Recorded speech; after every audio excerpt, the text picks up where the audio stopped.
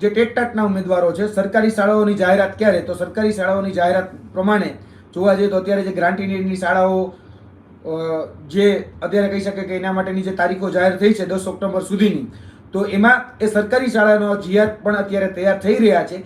એ પણ જે બાબત છે એ આગળના 10 થી 15 દિવસની અંદર સરકારી શાળાઓમાં પણ ભરતી કરવા માટેની વાત આજે આદરણીય શિક્ષણ મંત્રી દ્વારા કરવામાં આવી છે કે એની પણ અમે ફાઇલ તૈયાર કરી રહ્યા છીએ.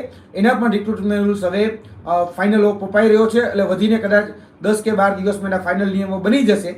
એટલે એમાં તમને આ અપડેટ જે છે એ નેક્સ્ટ 2 વીકની અંદર તમને લોકોને મળી જશે. એટલે સરકારી શાળાઓમાં પણ ભરતી થશે. ગ્રાન્ટીનેડ અને સરકારી એ બંને ભરતીઓ થવાની છે.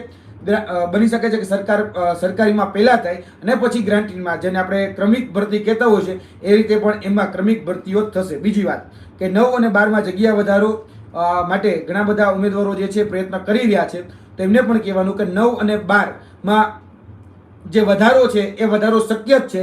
તમે થોડોક પ્રયત્ન કરો તો એ વધારો થઈ જશે. બરાબર. આવેદનપત્રો જે છે તમારી જે મૌખિક અને લેખિત રજૂઆતો છે એ શિક્ષણ મંત્રી સુધી અને જે શિક્ષણના અધિકારીઓ છે જે VSKમાં બેસે છે, વિદ્યા સમીક્ષા કેન્દ્રો, ત્યાં સુધી પહોંચાડો. એટલે તમારો વધારો એ શક્ય છે.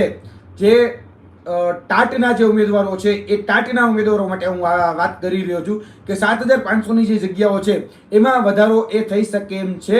તમે આગળ ચાલી બસ ખાલી રજૂઆત કરો, થોડોક ધક્કો તમને મારો. તમે જો એમાં સક્રિય ભૂમિકા ભજવશો તો તમને એમાં જગ્યા વધારો જોવા મળશે. ફોર્મ ભલે આગળ પાછળ ભરાય, પરંતુ નિમણૂક પહેલા સરકારી શાળાઓની થશે. આ સ્પષ્ટતા એના દ્વારા કરવામાં આવી છે. એટલે ફોર્મ ગમે ત્યારે ભરાય, પણ જે નિમણૂક જે છે એ સરકારી શાળાઓની પહેલા કરવામાં આવશે. આવું આજે જે મુલાકાત થઈ એ મુલાકાતમાં શિક્ષણના જે મંત્રી જે છે એના દ્વારા કહેવામાં આવ્યું છે.